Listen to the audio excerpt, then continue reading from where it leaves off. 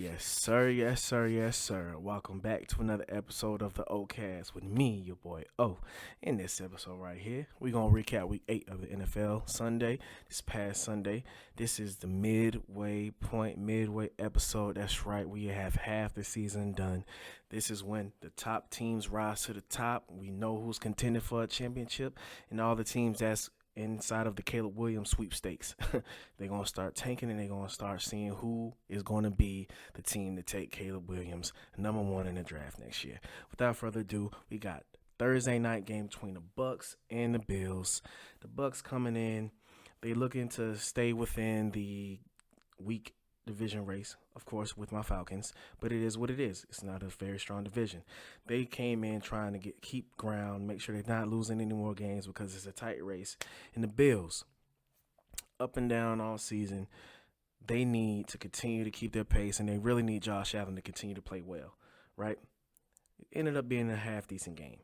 The Bills won the game 25-18. Baker Mayfield wasn't that bad. Not too shabby. 25 for 42, 237 yards passing, 2 touchdowns.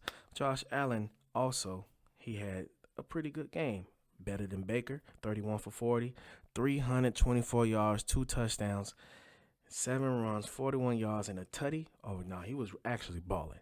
However, he did have a Josh Allen type interception in the game that was really just a bonehead throw. And of course, we know that Josh Allen gets that sometimes. You know, he was under pressure, and instead of eating it, taking the sack, he decided to try to make something happen because he thinks he has the strongest arm in the world. I still don't think his arm strength should be 99 on Madden, higher than Pat, but that's just me. But anyway, he's tried to make something happen. He ended up throwing an interception again. That right there is the type of things that is going to hurt the Bills in the playoffs. They really need him to calm that down. That's really the only problem with Josh Allen is he believes in his arm too much, and he gets himself in trouble trying to make unnecessary passes, or he tries to make throws when he need to be taking a sack, or he should throw it away. It just is what it is. But like I said, they had a great game. Even though the Bucks lost, they still had a chance to win the game at the end. Rashad White, their running back, he was still not able to really get a run game going. However, they found a different way to utilize him. And I think that is something that the Bucks need to continue to do, unfortunately, for my Falcons. He only had 9 carries for 39 yards. However, he caught 7 catches for 70. Now, if that's something that they need to be thinking about and considering to use him in that way, besides of just turning around and handing him the ball, because it hasn't been working all season, okay? If your running game isn't working, you got to figure out another way to utilize your run game. It doesn't always necessarily have to be turn around and hand the ball off. Quick screens to your back, to your receivers, speed sweeps to your receivers, or tight end screens, middle screens, all these type of really short, quick passes. They're, essentially a run play, an extended run play. And if that's how he's going to be able to get his production, I really advise the Buccaneers continue to do that. Chris Godwin, he also had a decent game, 5 catches for 54 yards and a touchdown. Mike Evans was decent, 3 for 39 yards. But, the Bills defense really put a lot of pressure on Baker. They had 10 quarterback hits and 3 sacks and 3 tackles for losses. Baker is a tough guy. He's a tough son of a gun. He is. However, they need to have better protection for him if they feel like they're going to make a run to win this division and get inside the playoffs, because it's still up for grabs for the top 3 teams. The Bears, no, not the Bears, the Panthers, us, the Falcons, and them, the Bucks. It's still a 3-team race, even though we hold the lead right now. But like I said, even though it was not a squeaky clean game for the Buccaneers and it wasn't a squeaky clean game for the Bills, the Bucks still played well, and they still fought back, and they still had an opportunity to win the game on a Hail Mary at the end. And quite honestly, if you go back and look at it, Chris Godwin had a chance to get that. All he had to do was really turn around and locate the football. But it seemed like he kind of ran a half-ass route, not really believing in the situation, not really believing in the play. And he went down there, turning around all half-ass and, lackadaisical. And the ball dropped right past his face mask. Literally. Go back, watch the tape. It shows you that, players, you got to always play like you got a chance to win the game. And in that situation, they did. Not to mention on that last drive that they had to make it 25-18, I believe the Buccaneers took way too much time on the clock. They could have pressed the gas and gotten to the end zone a lot faster, which would have given them even more time once they got the ball back. But instead, for some reason, they was taking their sweet time like the Philadelphia Eagles in the Super Bowl with Donovan McNabb and when Terrell Owens had the broken leg. Like, oh, hurry up. Why are you taking your time? Hurry up. Get to the line. But yeah, Bills took that game 25-18 as the Bills try to stay, close inside that race in their division. Currently, the Bills are second place in that division with Miami, the Jets, and New England. Miami is number 1 at 6-2. Buffalo's number 2 at 5-3. The Jets are number 3 at 4-3. And the Patriots, I'm not even gonna talk about them. They're a non-factor, and I'm very happy to say that. All right, to the next game. The Eagles at the Commanders. This was surprisingly a really good game. The Commanders came out smoking. They came out ready to play. But in the contrary of me saying that it's surprisingly that it was a good game, but at the same time, like I've always said, this is a division matchup. Your division teams are always going to be more prepared for you than they're going to be prepared for anybody else. Remember, you play these teams 2 times a year. You draft to beat these teams. You scheme to beat these teams. In training camp, I'm pretty sure those 3 teams, other teams, are the teams you're really focusing on the most because those are the teams the personnel, what they're going to do, their scheme. And it's just those games are so important. Those are 6 games of your schedule. 6 games. So, of course, they're ready for you. And the Commanders came out, played well, did their thing. Sam Howell, 39 for 52, 397 yards passing, 4 touchdowns. But that one interception, in my opinion, really turned the game around. Because the Eagles, they were never way behind. They showed championship level patience, championship level execution, and championship level staying the course of the game, playing 60 minutes football. And it turned out to help them win the game because after that interception, I believe things just turned around. It messed up the Commanders' whole momentum while Philly got the ball again in prime territory and punched it right in for a touchdown. To me, Philly is the most complete team in the NFL, the most complete team. Even though their secondary has been banged up all year, this past game against the Commanders, this was actually the 8th different secondary combination they've played with all season. Yeah, 8th. And it's week 8.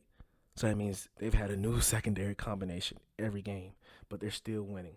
They are still have only one. Let me see right. They still got one loss.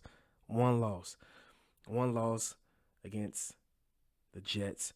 And then in that division, second place is Dallas at 5-2. We know that those 2 teams are going to make the playoffs, but whoever wins that division and gets that home field advantage is going to be key because whoever is second place in that division is most likely going to come to Atlanta because we're going to win our division. So,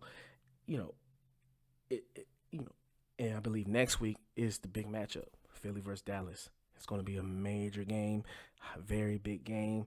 It's probably going to be in the late game, probably at 4:25, so it's good I get to watch it because I know the Falcons play at 1. But, yeah, Jalen Hurts was 29 for 38, 319 yards, 4 touchdowns. He didn't really run the ball that much, which is something that I think he needs to start doing. He doesn't have to, but I really feel like when he's running the football, he's the 3rd best running quarterback in the league behind Lamar and Justin Fields. But he's showing that he doesn't have to use it, which is scary for the rest of the league. DeAndre Swift with 16 carries, 57 yards and a touchdown. He didn't have a great game, and he's currently 3rd, 4th in the league in rushing. A.J. Brown and Devin Smith got it going today, and that is something that I believe the Eagles have been waiting on, to have both of those guys have a big game at the same exact time, and they did. A.J. had 8 catches for $130, 2 tuds, and Devontae Smith had 7 catches for 99 yards and 1 tud. So those guys finally getting it together is scary for the league. And with Jalen showing that he doesn't really need to run, even though I want him to, because it's just a whole nother dynamic of the team that other teams have to account for. I mean, Philly only had 59 yards rushing. That's not like Philly. That's not. It's not And for them to still come away with this win is very impressive and also scary at the same time. So, excuse me. Can't really count on Philly to run that bad again. I believe just because the Commanders came out, so aggressively and they got high up in, scoring quickly and got a lead early. It caused Philly to switch it up and to rely more on Jalen and for him to show that he can do it. I'm not surprised by it, but it's also, not a well settling feeling for me. So I'm definitely gonna be rooting for the Eagles to win that division because I much rather play the Cowboys in the playoffs.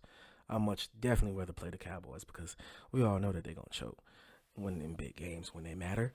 But yeah, the Commanders they did pretty good. They did pretty good. Obviously and ironically they have their best game of the season, but then a couple weeks later, it seems like they trade, not seem like they trade their best two defensive players. I will make a video on the NFL trade deadline reaction, but I still had to put that in there because that was wild. You just had your best game of the season, but then you trade your best two defensive players. Really, two of your top 5 players on the whole team. Terry, and then them. Montez and Chase. Really, those are two of your top 3 best players on your team. So I don't understand what is going on there, but hey, it is what it is. I don't really give a damn about the Commanders. All right, to the next game. We got the Bengals at the 49ers, which was really a very high-stakes game between two top teams in their respective conferences. The Bengals, they started out shaky at the beginning of the season, and it seems like that's what they do every year. It was a whole bunch of hula and a whole bunch of chaos and a whole bunch of he say and she say about Joe Burrow and his injury.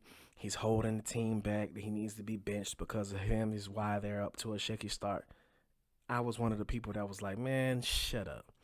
If Burrow wasn't healthy enough to play, he wouldn't play. He wasn't, to my opinion, he's been healthy since the beginning. He just was out of rhythm. The whole team was out of rhythm. And for whatever reason, the Cincinnati Bengals like to start the season slow.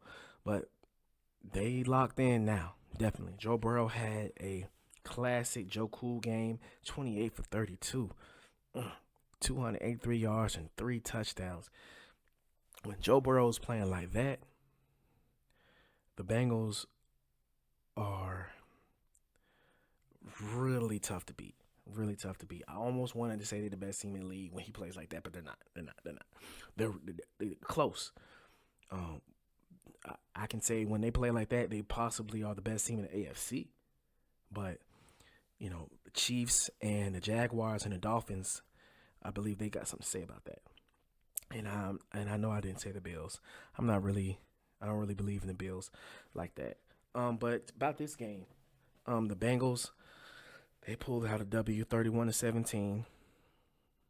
They had 400 yards total offense compared to 49ers who had 460, 266 yards passing compared to 347 by the 49ers. However, the 49ers had 3 turnovers. And those 3 turnovers, you can't do that against a team like that, especially when Joe Burrow was taking care of the ball. Only 4 incompletions the entire game. He's locked in. You can't give him the ball back, especially with how much time the 49ers take. The 49ers really methodically take the ball downfield. And for you to turn over the ball or not get in the end zone, or for you to not execute in the red zone, that's real a blow for the 49ers when they don't execute well. And the Bengals, they took advantage of that. And also those 5 flags for 54 yards for the 49ers, it wasn't that good. That's not, but hey, Jamar Chase had a great game, 10 catches for 100 yards, a touchdown. T. Higgins wasn't that bad as well, 5 catches for 69. Of course, those are 2 top receivers in the league. But, to the 49ers, C-Mac still was great. C-Mac was C-Mac, Kittle was Kittle. But I want to talk about Brock Purdy for a little bit. There's a lot of commotion I've seen on ESPN this week about Brock Purdy and last week because they lost 2 weeks in a row. Did the 49ers make a mistake? Do they need to move on from Brock Purdy? Is Brock Purdy the reason that they're losing? Is Brock Purdy, does he need to be benched? No. That is all media mumbo jumbo that you really need to not pay attention to. Trust me, trust me, trust me. Brock Purdy has done more than enough to prove that he is the guy for the 49ers. And after this season, whenever he comes up for a new contract, he should not have a roommate for too much longer because he has earned a long-term deal to be with the 49ers as long as Kyle Shanahan is there. Right now, I believe that the team just doesn't have. Last game, they didn't have C-Mac, I believe, and they didn't have Debo. This game, they didn't have Debo. They need all their pieces. They need all their pieces. But what team does not need all their pieces? Think about it. Like, come on now. What team does not need all their pieces in order to be successful? Exactly. So for those media people to be trying to throw the hammer at him right now, I believe is way too premature. Way too premature. And this is where I say, you can't really trust the media on ESPN and FS1 like that too much because, they have so many shows every single day, every single week, and I feel like they be just coming up with topics for those guys to comment on and debate on and to really talk about, but it's really a bunch of BS. It's a bunch of BS. Don't listen to it. If you're a 49ers fan and you're a part of my channel looking at this video, don't worry about it, man. Y'all good. Y'all straight. Brock Purdy is definitely still the man. 22 for 31, 365 yards, 1 touchdown. He had those 2 picks, but it happens. It happens. He has earned that spot. It is not on him, okay? He needs all of his pieces. Even though Kyle Shanahan is such a great play caller on offense, in my opinion, he is the best offensive play caller in the league. He doesn't have all his toys at his disposal. And Brock Purdy isn't a Joe Burrow or a Pat Mahomes to where he's just making up things. Or you know what I'll say? Russell in Seattle. Meaning a guy that can make things up when the routine play does not work out the way that it was planned to be able to run around and make some stuff happen. No, he's not that. But he has shown that he is a solid decision maker, accurate thrower, tough, and he's clutch. It just so happens that he doesn't have all of his guys. He doesn't have all his toys.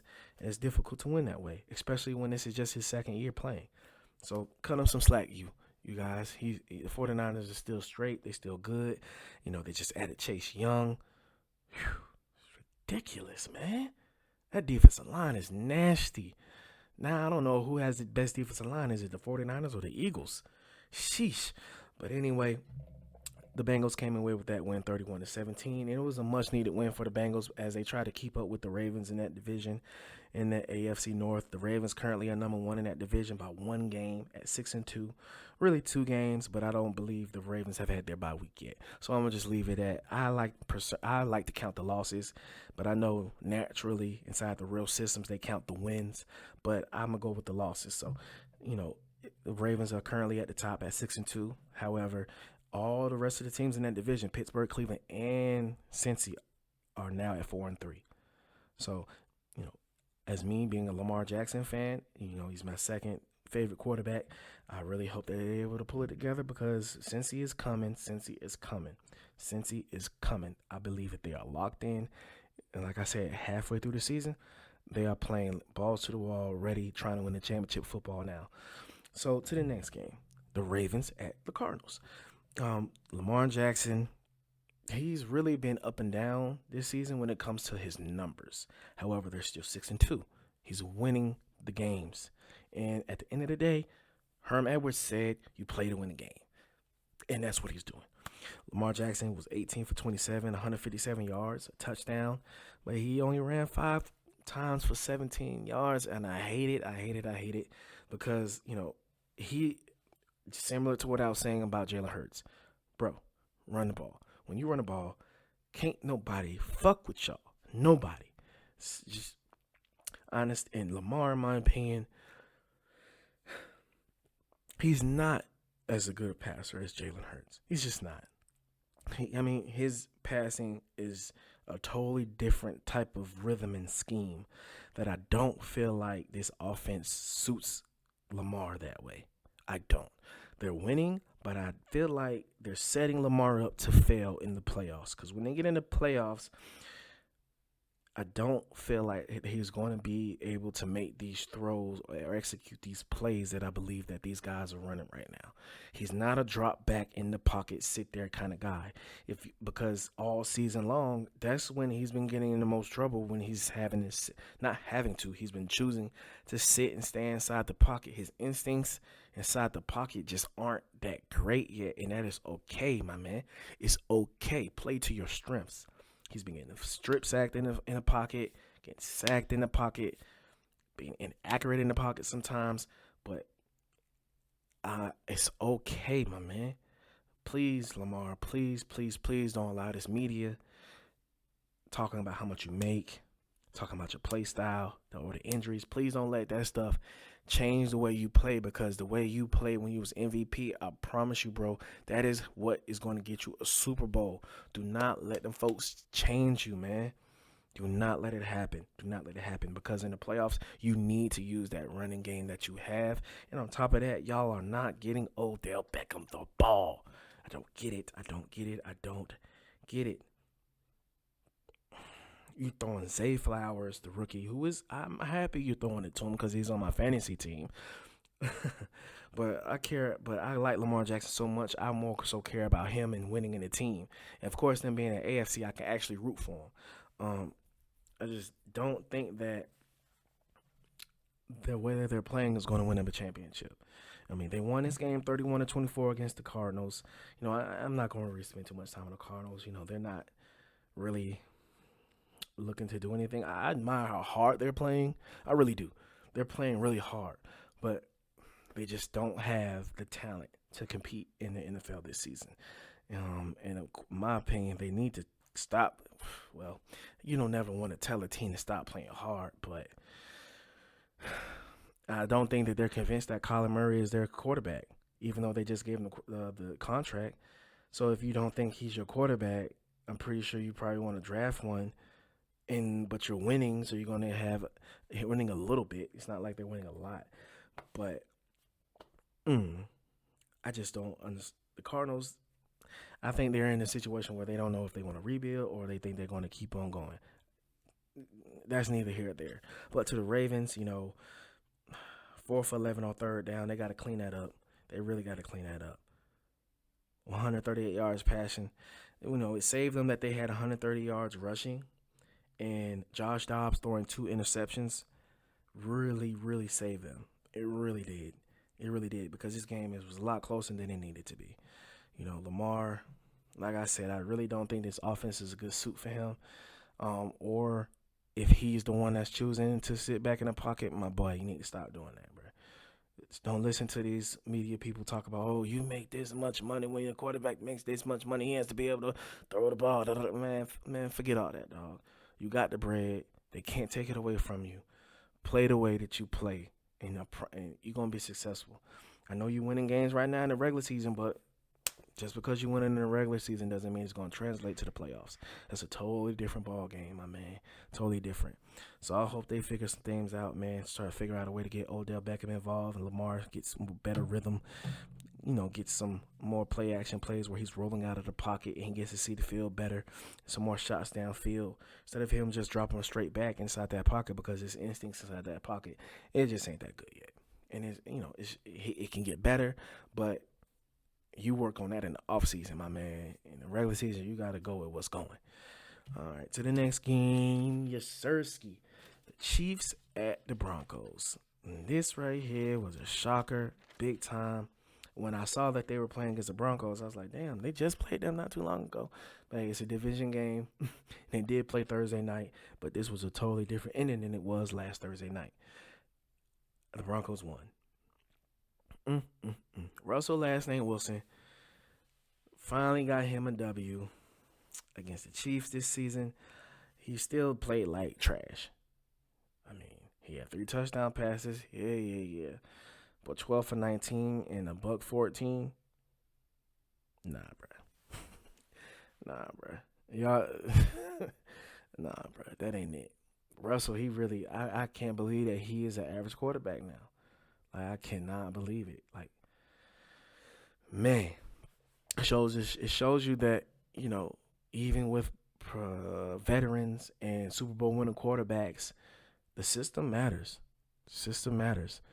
Just like when a quarterback gets drafted into the league and he goes to a bad team, and sometimes, unfortunately, these guys get put to horrible teams and horrible organizations where we're not able to pan out. The schemes suck. The scheme isn't, highlighting their strengths. The team isn't, or front office isn't putting players on the field to win. The head coach isn't very good. And I'm definitely talking about the Bears and my boy Justin Field, exactly. But keep it on the Chiefs and the Broncos. But with Russell, yeah, it just shows you that the scheme matters towards the player, and when a player is able to go from scheme to scheme or team to team and still be successful at quarterback, then he is very, very, very talented and very, very good, and he needs to be praised. But in this situation, Russell is not doing good. But they won the game nonetheless. The defense forced 5 turnovers on the Chiefs. 5 turnovers. Pat threw 2 picks, and the Chiefs fumbled 3 times. Of course you're gonna lose. Of course you're gonna lose. And then the time of possession by the Broncos, they dominated it. 33 minutes compared to 26. 3 for 5 in the red zone compared to the Chiefs being 0 for 3. 153 yards rushing compared to 62. You're not gonna win that way. I don't care about that 213 yards passing. You're not getting the ball in the end zone. So it's irrelevant. Can you control the clock? Can you control the line of scrimmage? And can you move the ball? Can you create turnovers? And the Broncos did all of that, while Patrick Mahomes had a bad game against a division opponent. And oh yeah, Justin Simmons got another pick on Patrick Mahomes. Again, every time he play against the Broncos, that man get a pick on Patrick Mahomes. But he just got his number. He play him twice a year. He know him, man. He's one of the top safeties in the league. Justin Simmons, check it out. Check out the highlights. Check out the stats. I stand on that. Justin Simmons is that boy. But yeah, it's the Chiefs, like I said, actually on that Thursday night game. My review. Check out the old post. I don't think the Chiefs have enough to win the Super Bowl this year. I don't. This is a prime example of when Travis and Pat don't have that connection going, they can be beat and by a bad team. So imagine what a good team would do to them. I mean, Pat isn't just going to magically play better because it's a better team. I don't want to hear that. It's any given Sunday, and this was a division game. They need to win it. Every game matters.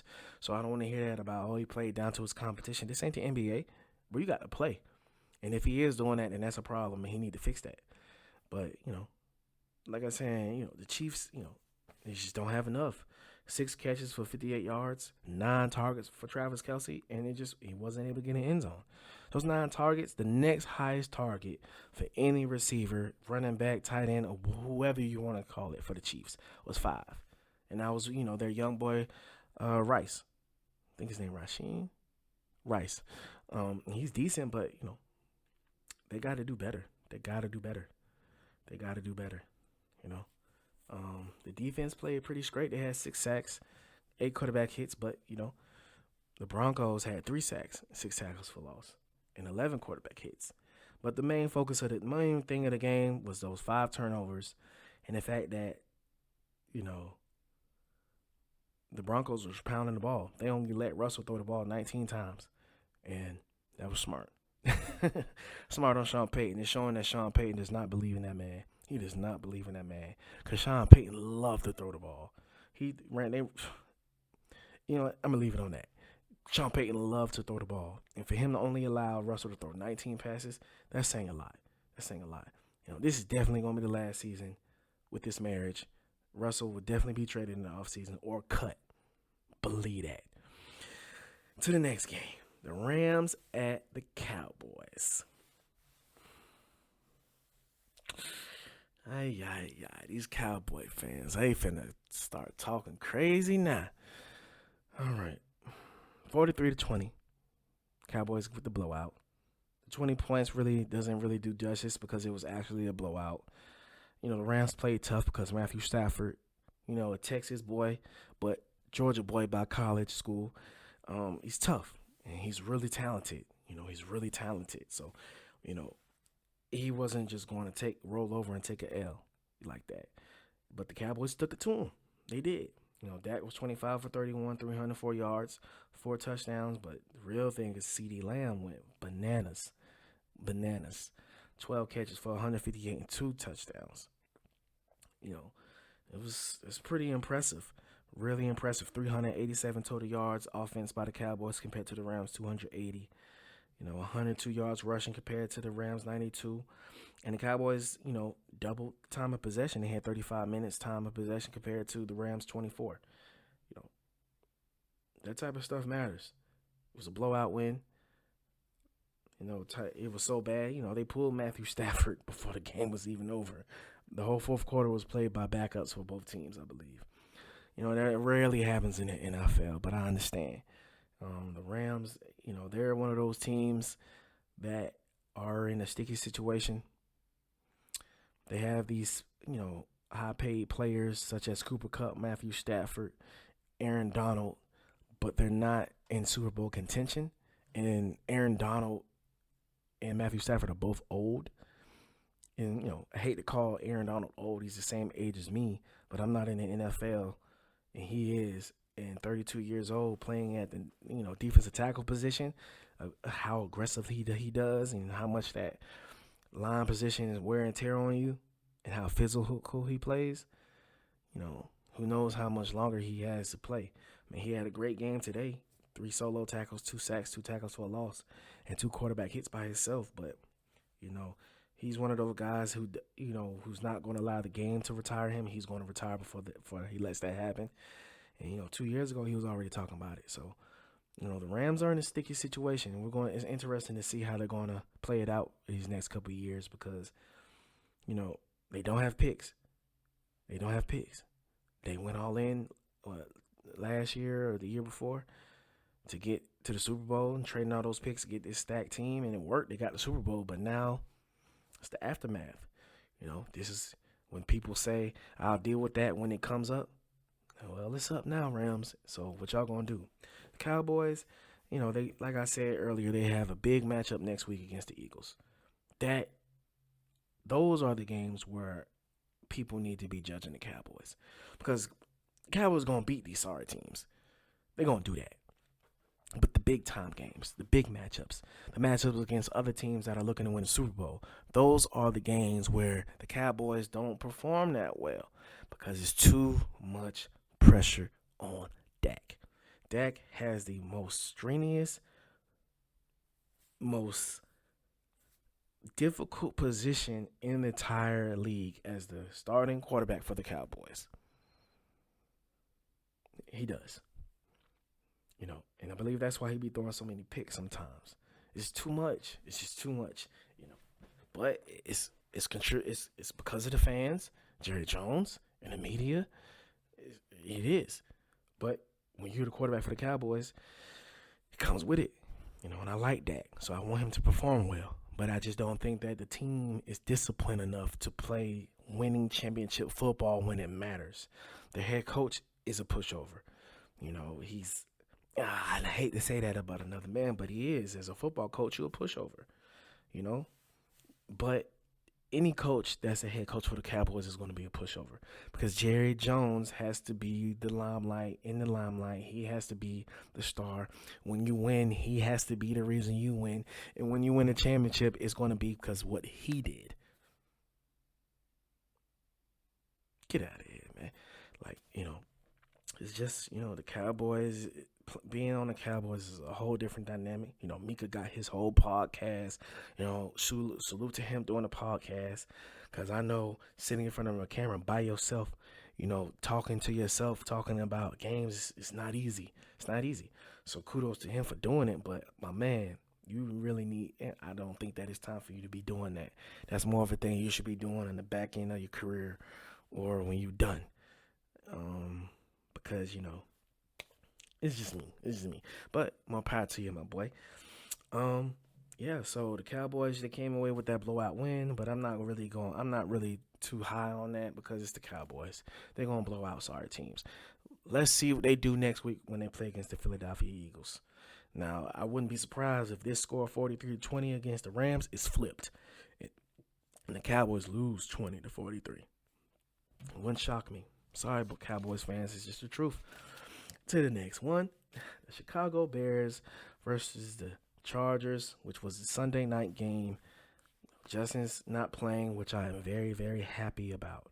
Very, very happy about. You know what? Let me get to that quick because I want to talk about my boy, Jay. The Chargers, yeah. Like I say, they're the West Coast Cowboys. 31 for 40. Justin Herbert, 298 yards, 3 touchdowns. Yeah, you played against a bad team. You better play well. They weren't able to really run the ball that well, but, they have Austin Eckler, who was a great out of the backfield catcher. 7 catches for 94 yards, 1 touchdown. So, they was able to pull it away.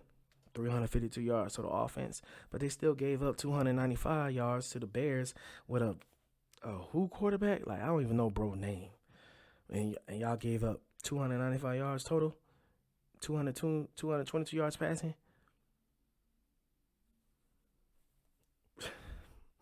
The Bears just an undisciplined team. 7 flags for 53 yards, 2 turnovers, and they really 25 runs for 73 yards. They really it's just not a great team. They weren't really throwing DJ Moore the ball.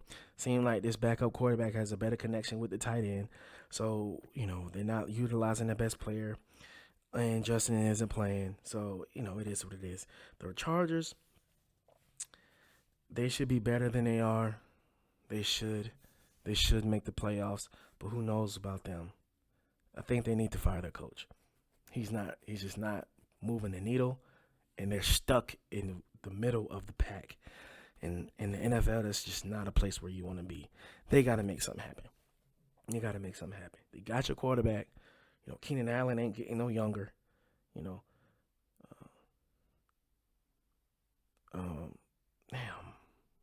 Williams, what's his name? Marcus Williams? Mike Williams, the receiver, he's hurt. Who was another great receiver. You don't have him. You waited to play Austin Eckler. You almost risked losing him. So, Khalil Mack is getting older. Joey Bosa, Joey Bosa is starting to look like Joey Bosa again, which is good. But, the window isn't necessarily open, but they're good and they think it's open, but it's actually not. So when your team is in denial like that, it's really probably scary for fans. So they just need to make something happen. Now, to the Bears. Justin Fields. I hope he don't play another game this entire season. At all. Because I want him to be traded to the Falcons this offseason. Okay? Yes, I mean it. I'm biased. But I hope he doesn't play another down for Chicago. Don't do it, bruh. Don't do it, okay? You finna come back home in the offseason. I can feel it. I can feel it in the air. Yes, I can feel it in the air. That he's coming to the A this offseason. He's coming. Because we just benched Desmond Ridder for Taylor Heineke. Heineke is just a bridge quarterback, somebody that's going to play this year. And you know what? I would like to bring him back again next year to be the backup for Justin. But Ridder, he is out of there. Gone. Justin, don't play again for them. I don't care if it's just a finger. Act like it re-broke or break another one. Bro, don't play for them again, bro. Do not strap up your helmet for that sorry-ass organization again. Chill. You're going to come home to the A. And when you come to the A next year, it's going to be all she wrote for the league. All she wrote. All right, to the next game. The Jaguars versus the Steelers. In my opinion, I said it the first week of the season, that I think that the Jaguars are a sleeper team in the AFC to really make some damage, to really make some damage and make some noise inside of the playoffs and potentially make it to the Super Bowl. And they're finally panning out. Travis Etienne Jr. is looking like he back at Clemson all season long. I believe he's second in the league in rushing, only behind C-Mac. In this game, 24 runs for 79 yards, 3 catches for 70 yards, and a touchdown. And Ridder had 6 catches for 83. And Evan Ingram went bananas with 10 catches. When Trevor Lawrence is playing like that, 24 for 32, 292 yards, and they can run the ball. I mean, 3 sacks, of course, by their defense. They got Trayvon Walker on one side and Josh Allen on the other. And then they got a beast tackle machine of Oluokun at middle linebacker. Not to mention they got Andre Cisco at safety in the back, a nice young corner. Nice young safety. And they got Tyson Campbell, stud from UGA. That's right, straight out of Georgia. Corner on the other side. They got a team, man. On all 3 levels of that defense, they have a stud. And then on offense, they have a stud on both sides of at wide receiver. Calvin Ridley, Christian Kirk. They good. I don't know if Zay Jones hurt, but they got him too. Travis Etienne Jr. at back. Trevor Lawrence. They have all the pieces necessary to make a run in the playoffs. On paper, they got a better team than Kansas City. People put so much emphasis on Pat and Travis, but bruh, those 2 players is not finna win you a championship. 2 players cannot win a championship. This is not the NBA. It's not. The whole team has to execute and do their job and play well. And then on top of that, your coach has to not mess it up and overcoach and call stupid plays. Make stupid schemes. Do things out of the ordinary or go away from what the strengths of your team is. That happens too. But with the Jags, they got to win 20-10 against the Steelers. The Steelers are surprisingly still in the fight in their division. They are. But I do think they're going to fizzle away. They are. Because Najee Harris, 7 runs for 13. 13 yards, 7 carries.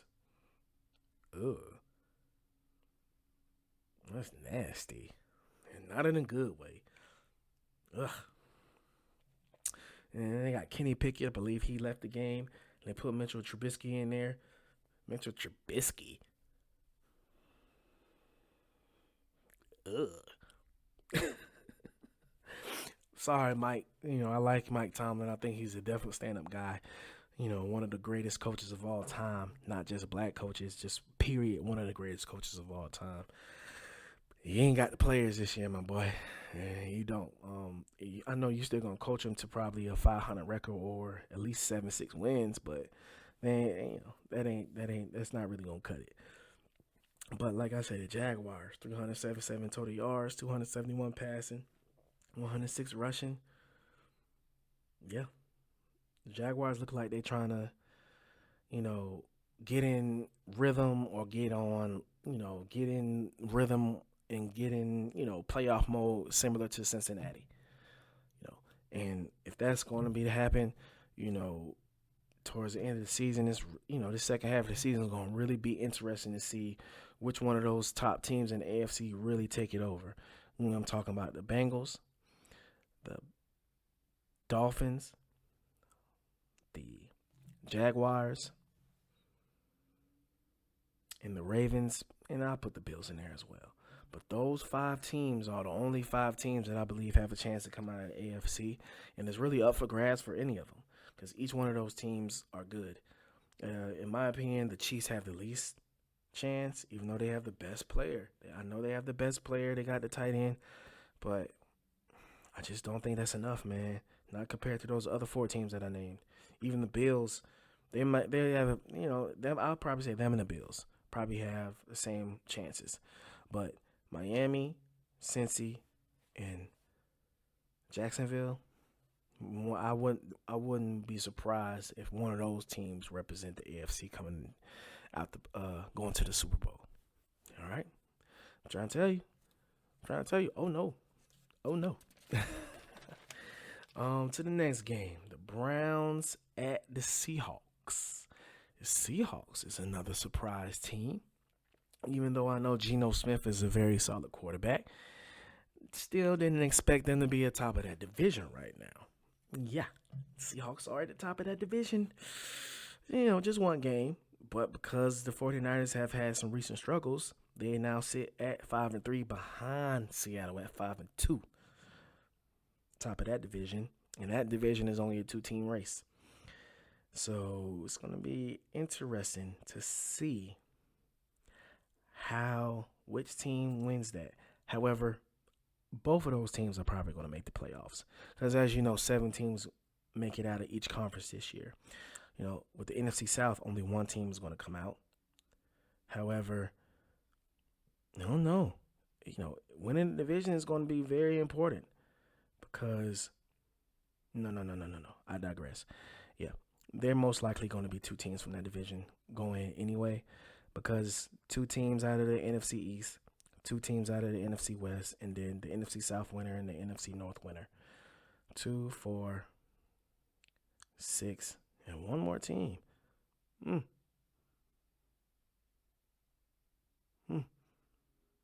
Yeah. So I don't know who that 7th team is going to be. I really don't. The NFC South might fuck around and get 2 teams.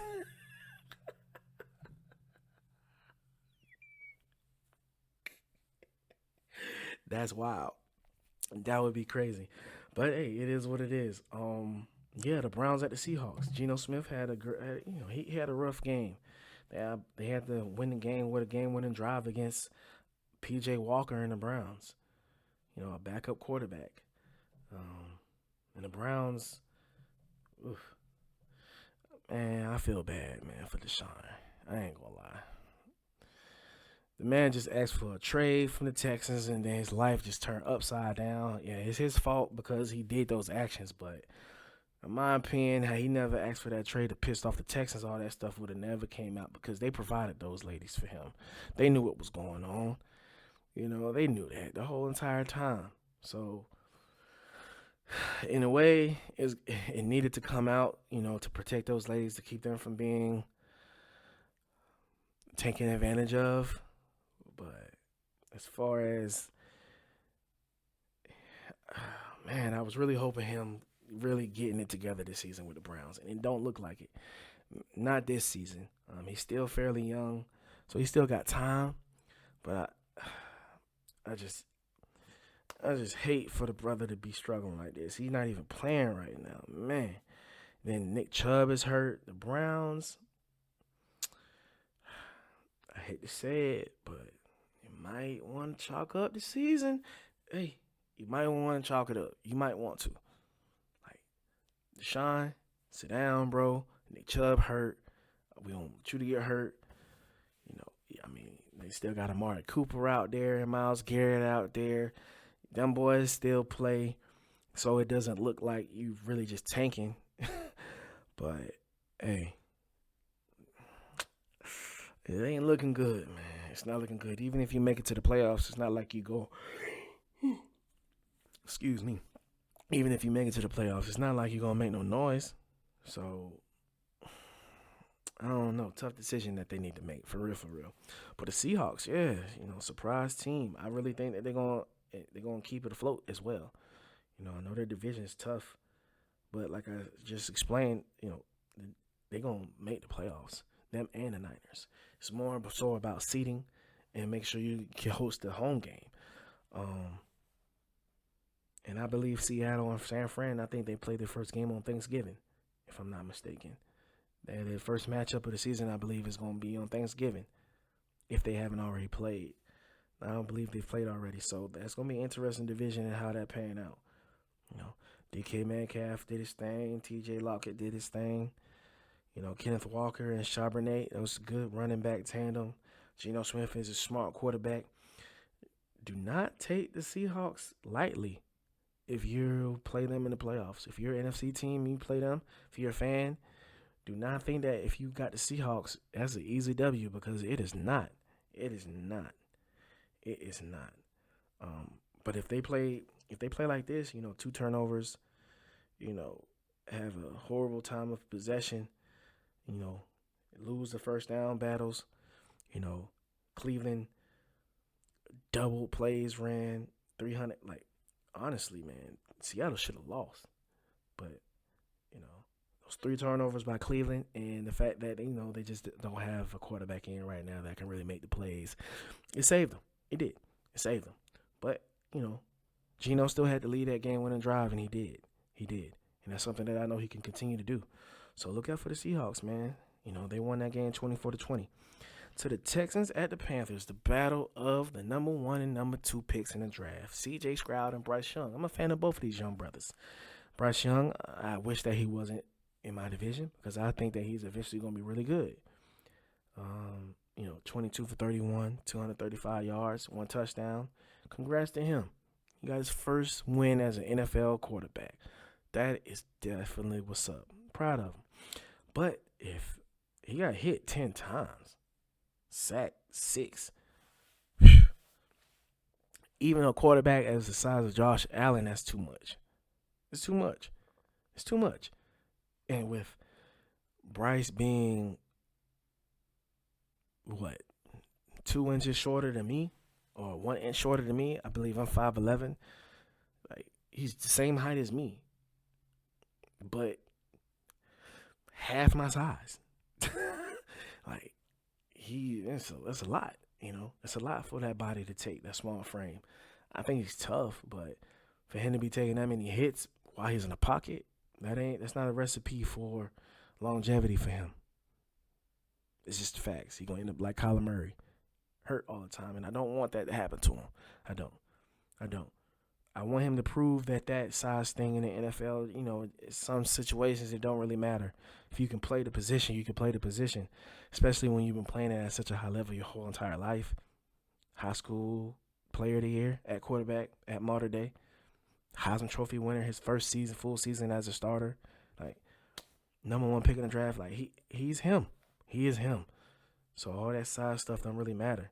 It really don't. But on the contrary, C.J. Stroud had a rough go at it, 16 for 24, 140 yards. But that run game was decent for them. 30 runs for 110 yards. Dameon Pierce, is a good, decent back. But looking at these stats,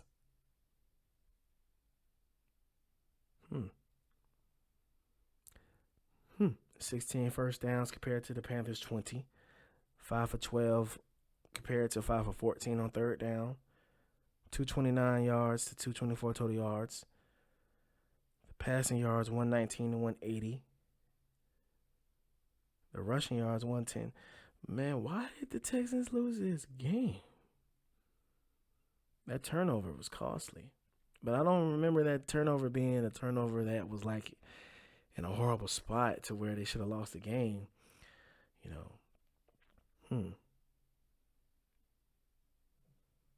The Panthers squeaked one out. They did. They squeaked one out. They really did. They really squeaked one out. And that's good for Bryson. That's good for, not Bryson. That's my little cousin's name. That's my little cousin's name. Shout out to you, Zay, and little Bryson and Jaleesa. Shout out to the fam. Bryce Young, he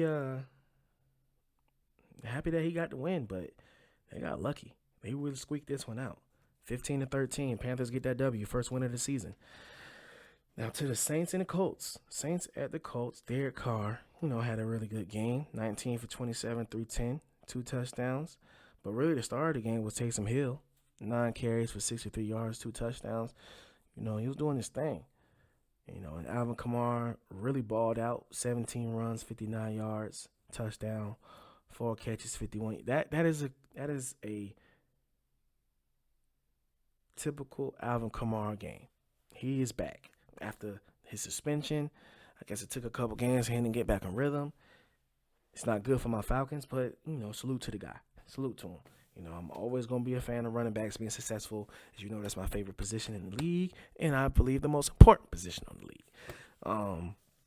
Alvin Kamara, him playing like that, and they still got Jamal Williams. They really haven't got him rolling yet. And then this motherfucker, Rashid Shaheed. Man, boy. Only 2 players in the league average 15 miles an hour when they run. Tyreek and him. Like, he is fast. And he is blowing past everybody. He is a problem. I am worried about it when we play against the Saints. I am definitely worried about that. Because he is for real. I hate that he's wearing number 22 at wide receiver, which is so ugly to me. But it is what it is. If that's what he want to do, if that's what you like, bruh. If that's what you like.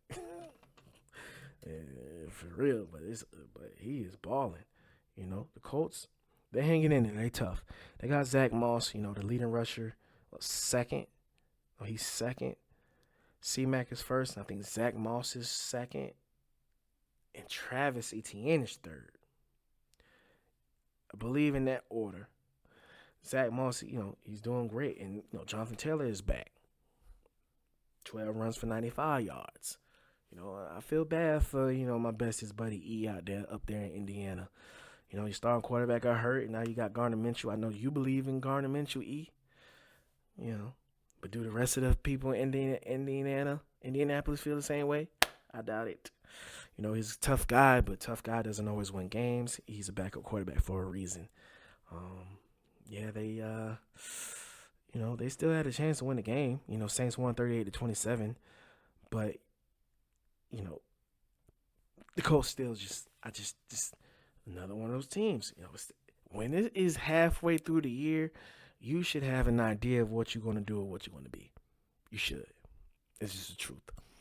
And Colts, you just had your starting quarterback, your top 5 pick, get hurt. I'm not saying just roll over, but what y'all think y'all finna do? And the Saints, them with the win, they put everybody with us and the Bucks and the Saints. We're all in a 3-way tie, 4-4, and then the Bucks are 3-4 because us and the Saints haven't had a bye week yet. But it's really pretty much a 3-way tie in the NFC South. And by my calculations, what I just had, we might mess around, had 2 teams come out. 2 teams come out because Minnesota, Kirk Cousins just got hurt. Yeah, he's out for the season.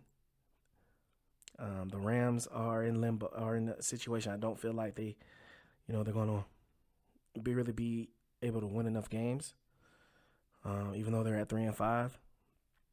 But it might mess around. 2 teams come out the NFC South, which is surprising, but hey, it is what it is. Yeah, you know how I feel about the Saints. I don't never spend too much time on them. It is what it is. Sorry, but not sorry. To the next game, Vikings versus the Green Bay Packers. Now, like I said, Kirk Cousins just got hurt. He tore his Achilles. It's very unfortunate. I definitely became a fan of him because of seeing him on in a Netflix quarterback series. I gained a tremendous amount of respect for him. Family man, God-fearing man, tough as nails. And how could you not respect that? How could you not like that? Especially, seeing the type of father and husband he is. How could you not root for a guy like that? But unfortunately, he tore his Achilles, and Justin Jefferson is already hurt. They don't have Dalvin Cook anymore because they let him go in the offseason. They just traded for Josh Dobbs. Okay.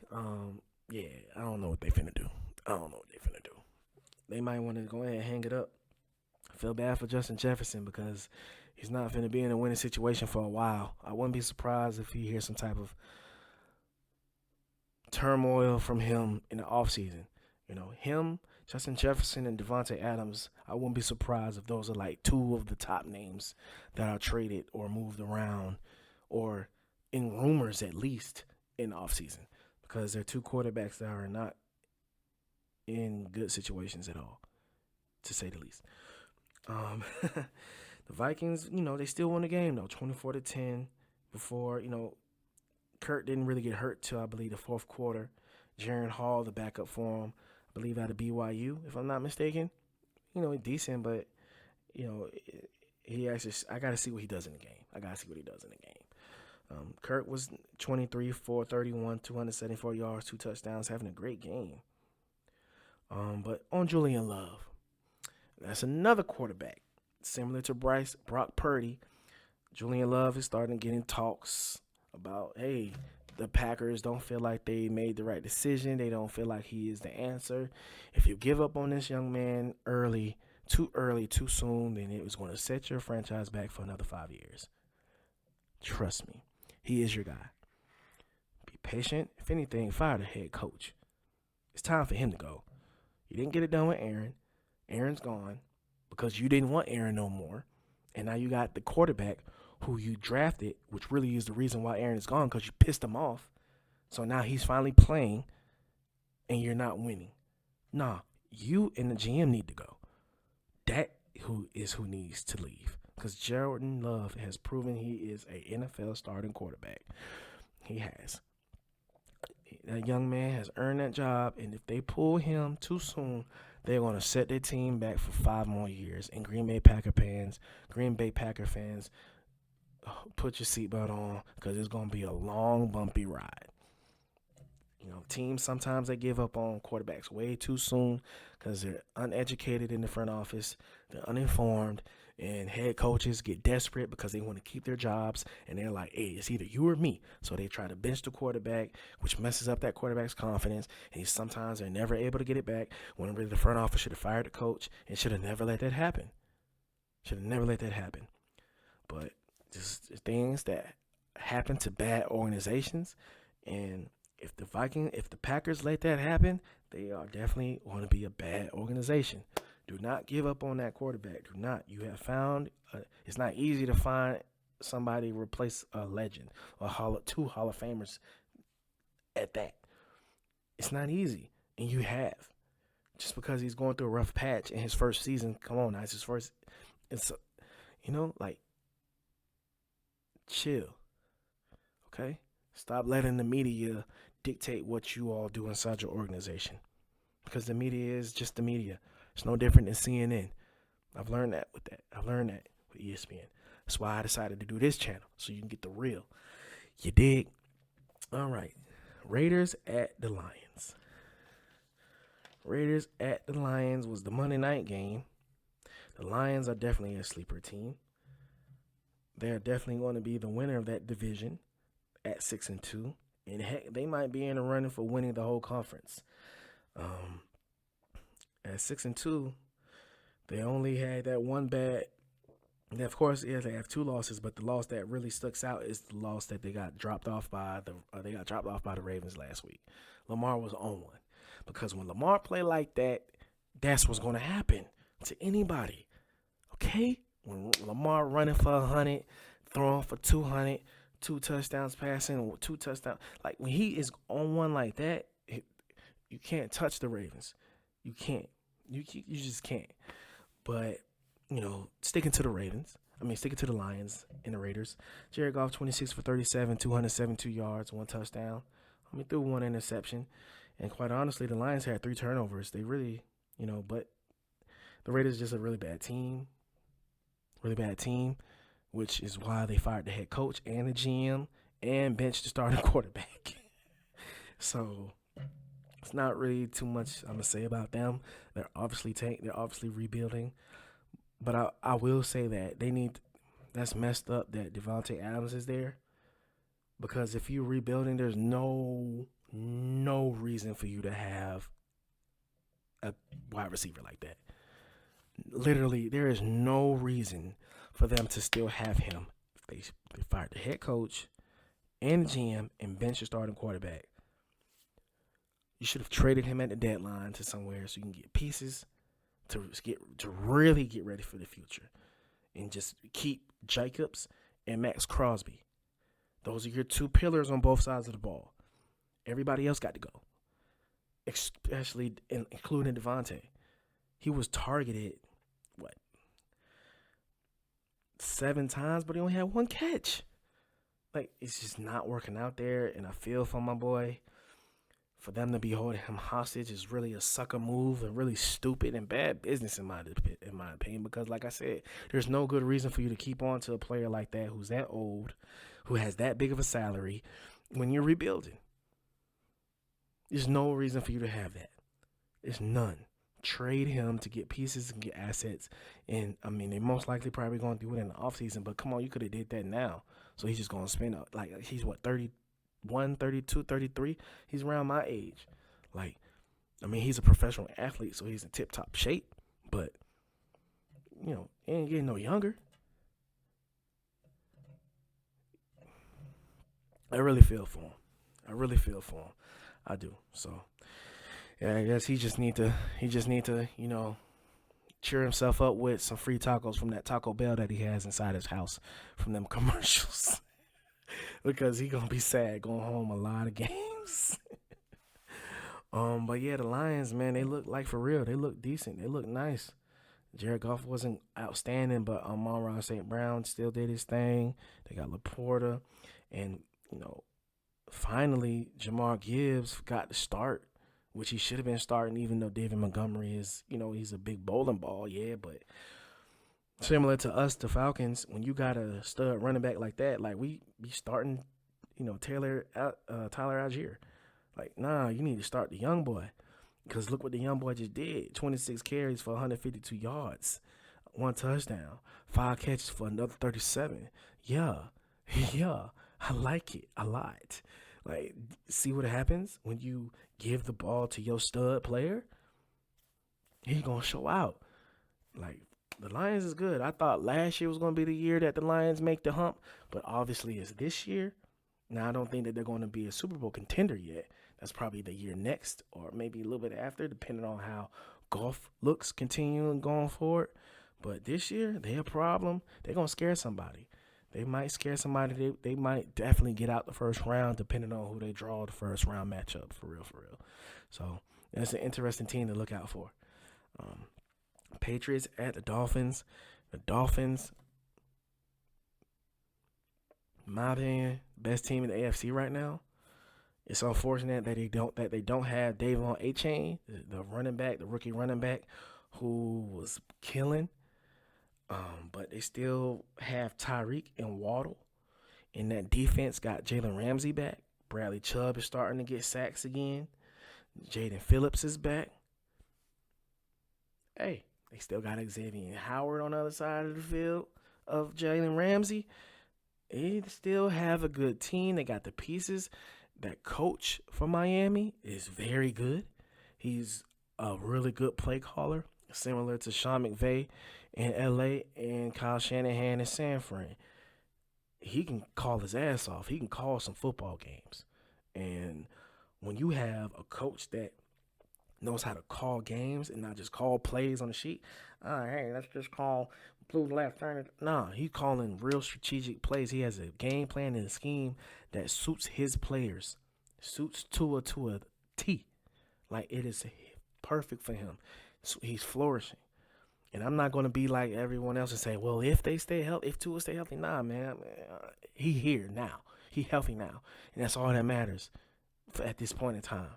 And he hasn't shown any signs of getting dinged up. And that offensive line is barely letting that man get touched. It's barely letting that man get touched. Like, Miami is, hey, what I'm going to say, Miami, they look good. 390 yards total offense, 312 yards passing. That running game is hurting because they don't have Achane, but, Mostert he's a little bit older, but Mostert still got that speed, and he still can run it too. And I like Salvon Ahmed. I'm definitely probably not pronouncing his name right, but he's a nice running back that has been in the league a couple years, but he's never really had the opportunity. He's decent. He can move. He can hold space for him. But they just acquired Chase Claypool. In my opinion, is a really good, big, physical Brandon Marshall type wide receiver who, when they start utilizing him, that's another threat. And then even though they don't have Achane, Waddle and Tyreek are so dynamic, they can use them in running type situations to make up for the lack of the running game. So the Dolphins is a problem. Like I said, that's the top team in the AFC right now, and I stand on that.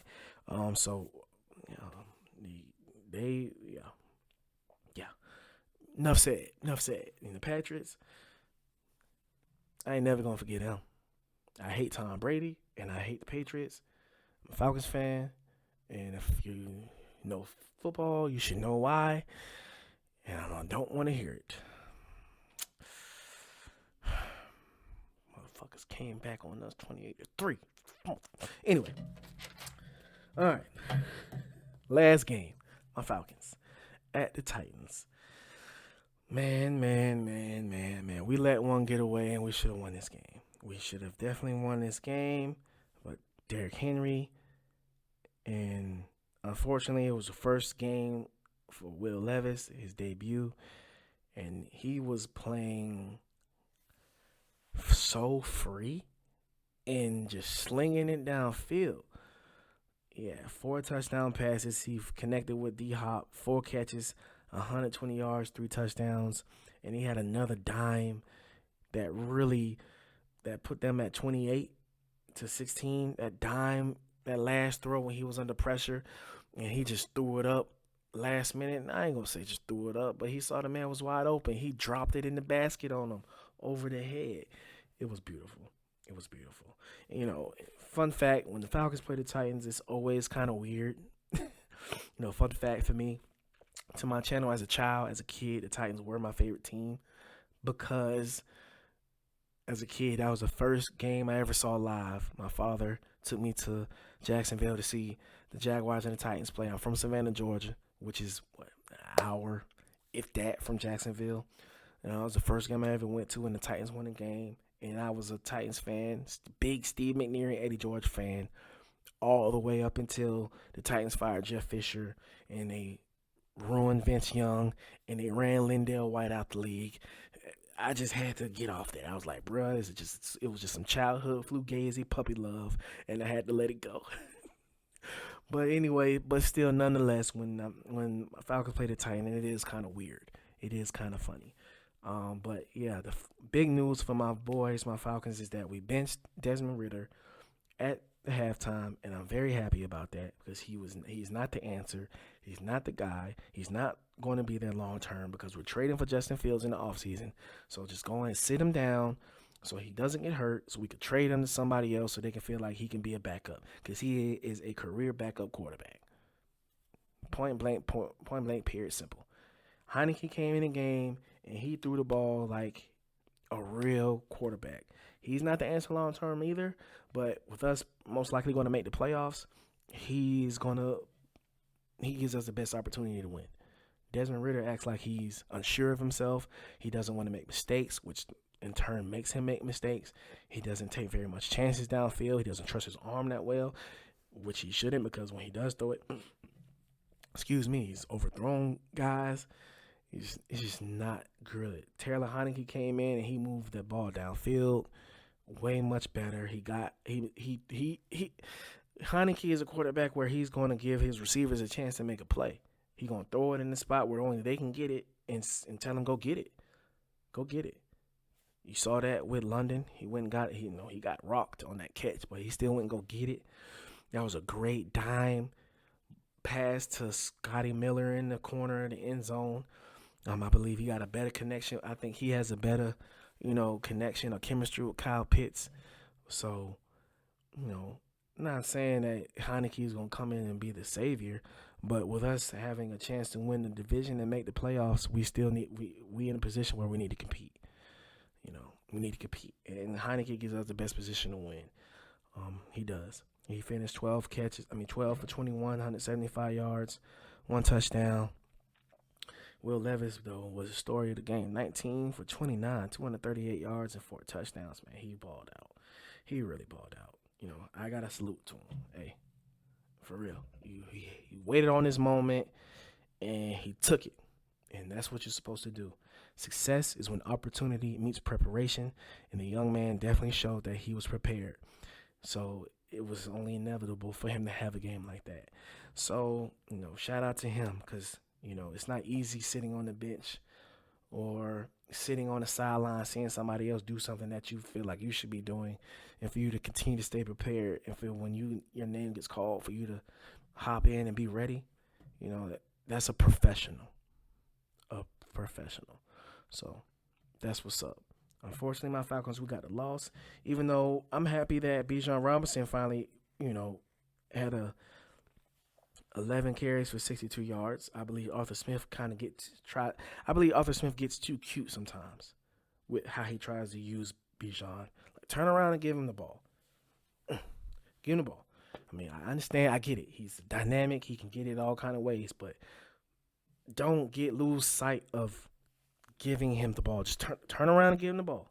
15 carries, 20 carries, and then add that other stuff in there. Like, turn around and give him the ball. He's the best player on our team. Yes, better than Pitts. Bijan is ridiculous. So, you know, we finished with 140 yards rushing, which is normal. But just was not able to pull away with the victory because of those 4 touchdown passes and Derrick Henry finally having a great game. Well, not finally having a great game. He's actually number 5 in the league in rushing. But yeah, it's just a tough L. I believe if Tyler, if Heineke had played the whole game, we would have won. We would have won because we still had an opportunity to come back and get a game-winning drive. But, you know, our new acquisition, Van Jefferson, dropped the ball right in his hands. 4th and 1. We were driving. I really feel like we was about to go downfield to score. But, you know, it's not totally his fault. One play does not define the whole game. So I'm not going to put all the blame on him. But it definitely would have helped if you caught the ball, my boy. Now, that was it. That's all games for week 8. Like I say, half the season is over. This is when everything is for real. Teams are jockeying for playoff position, and teams are jockeying to make the playoffs. And then the teams that aren't good, who realize they're not going to be good, they calling it a day, calling it a season already. It is what it is. NFL trade deadline just passed this past week on Tuesday, I believe, at 4:00. It was some, it's not like the NBA as far as big-time trades, but still going to discuss it. Try to have that video for you all tomorrow before Thursday night football games start. Hey, my Falcons are 4-4, top of their division. I'm happy about that. It looked like we're going to win it, too. This has been another episode of the OCast, recapping this NFL Week 8. Hey, man, it's time. What your team going to do? Let me know what you think. Shout it out in the comments. Like I say, man, it's another episode of the OCast.